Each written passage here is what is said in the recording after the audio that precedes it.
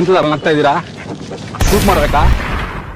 Welcome back to ನಮ್ಮೂರು ಕರ್ಜೆ. ನಾನು ನಿಮ್ಮ ರಾಜೇಶ್ ನಾಯ್ಕ್ ಕರ್ಜೆ. ವಿಟ್ಲಪಿಂಡಿ ಹತ್ರ ಬಂತಲ್ಲದೆ ಒಂದು ಪ್ಯಾಟ್ಲಿ ಮಾಡುವ ಅಂತ ಕತ್ತಿ ಇಟ್ಕೊಂಡು ಸೀದಾ ಹೊಳಿ ಹತ್ರ ಬಂದೆ. ನಾವು ಸಣ್ಣ ಕಿಪ್ಪತ್ತಿಲಿ ಈ ಥರ ಪ್ಯಾಟ್ಲಿ ಮಾಡ್ಕೊಂಡು ಗಮ್ಮತ್ ಮಾಡ್ತೀವಿ. ಈ ಪ್ಯಾಟ್ಲಿ ಮಾಡೋದು ಮತ್ತೆ ಯಾವ್ದ್ರಂಗಲ್ಲ, ಈ ಹೊಳಿ ಬದಿ ಇಪ್ಪು ಬೆದ್ರು ವಾಂಟಿಯಲ್ಲಿ. ಈ ಬೆಳೆದ್ದು ವಾಂಟಿಗಳಿದ್ರೆ ಪ್ಯಾಟ್ಲಿ ಮಾಡೋಕ್ಕೆ ಭಾರಿ ಲಾಯ್ಕತ್ ಕಣೆ. ಹಾಗೆ 2 ವಾಂಟಿ ಕಟ್ಕೊಂಡು ಸೀದಾ ಹೊಳಿ ಸೇತುವೆ ಮೇಲೆ ಬಂದೆ. ಈ ಸಲ ಮಳೆ ಸ್ವಲ್ಪ ಲೇಟ್ ಆರು ಹೊಳಿಯಲ್ಲಿ ನೀರು ಬರ್ತಿ ಆಯ್ತು ಕಣೆ. ಹಾಗೆ ಅಲ್ಲೇ ಇಪ್ಪು ಸೀನಾಯ್ಕರ ಮೋಟರ್ ಶೆಡ್ನ ಕೂಕೊಂಡು ವಾಂಟಿದು ಉದ್ದ ಅಳ್ತಿ ಎಷ್ಟು ಬೇಕಂಡು ಕೆತ್ತಕ್ಕೆ ಶುರು ಮಾಡ್ನೆ. ಪ್ಯಾಟ್ಲಿ ಮಾಡೋಕೆ ಬೇಕಾಪುದಿಷ್ಟೇ, ಒಂದು ಉದ್ದ ವಾಂಟಿ, ಅದಕ್ಕೆ ಹಿಡಿ, ಹಾಗೆ ಹಿಡಿಗೆ ಒಂದು ಕೋಲ್, ಹಿಡಿ ಒಂದು ಗಟ್ಟಿದ ಕೋಲ್ ಆಯ್ಕಲ್ಲೇ. ಅಲ್ಲೇ ಹತ್ರ ಇದ್ದು ಒಂದು ಕೋಲ್ ಕಟ್ಕೊಂಡು ಬಂದೆ. ಒಳ್ಳೆ ಬೆಳೆದ ಕೋಲ್ ಇದ್ರೆ ಲಾಯ್ಕತ್ತೆ, ಮಸ್ತ್ ಸೊಪ್ಪುರಾರೆ ತುಂಡತ್ ಕಣೆ. ಹಾಗೆ ಪ್ಯಾಟ್ಲೆ ರೆಡಿ ಹಾಪಕ್ಕೂ ಅದಕ್ಕೆ ಕಾಯಿ ಬೇಕಲ್ಲದೆ. ಸೀದಾ ನಮ್ಮನೆ ಹತ್ರ ಇಪ್ಪು ಜುಮ್ಮನ್ಕಾಯಿ ಮರದ ಹತ್ರ ಬಂದು 2 ಜುಮ್ಮನ್ಕಾಯಿ ತೆಗ್ನೆ.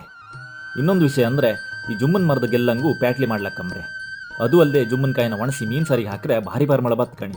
ಈ ಜುಮ್ಮನ್ಕಾಯಿ ಇನ್ನೂ ಚಿಗ್ರಷ್ಟೇ, ದೊಡ್ಡದಾಪಕ್ಕೆ ಇನ್ನೊಂದು 15-20 ದಿನ ಆದರೂ ಬೇಕೆ. ಈ ಚಿಗ್ರು ಜುಮ್ಮನ್ಕಾಯಿ ಹಾಕಿ ಹೊಡೆದ್ರೆ ಸೌಂಡ್ ಬತ್ತಿಲ್ಲ ಅಂತ ಸೀದಾ ಅಲ್ಲೇ ಹತ್ರದಲ್ಲಿ ಇಪ್ಪು ಅರ್ಕೆಲ್ಗೆ ಬಂದೆ ಕಣೆ. ಈ ಕಾಯಿಗೆ ಅಂತ ಹೇಳ್ತಾರೆ ಗೊತ್ತಿಲ್ಲ ಮರ್ರೆ, ಆದರೆ ಪ್ಯಾಟ್ಲಿ ಹಾಕಿ ಹೊಡೆದ್ರೆ ಒಳ್ಳೆ ಸೌಂಡ್ ಬಂತೆ. ಈ ಪ್ಯಾಟ್ಲಿಗೆ ಜುಮ್ಮನ್ಕಾಯಿ, ಕೆಸದ್ದೆಲೆ, ಕೆಸರಕಾಯಿ, ಬೇರೆ ಎಲ್ಲ ಕಾಯಿ ಹಾಕಿ ಹೊಡಿಲಕ್ಕೆ. ನಂಬದಿ ಇದಕ್ಕೆ ಪ್ಯಾಟ್ಲಿ ಅಂತತ್ತೆ, ನಿಂಬದಿ ಅಂತಂತ ಒಂದು ಕಾಮೆಂಟ್ ಮಾಡಿ. ಯಾಕೆ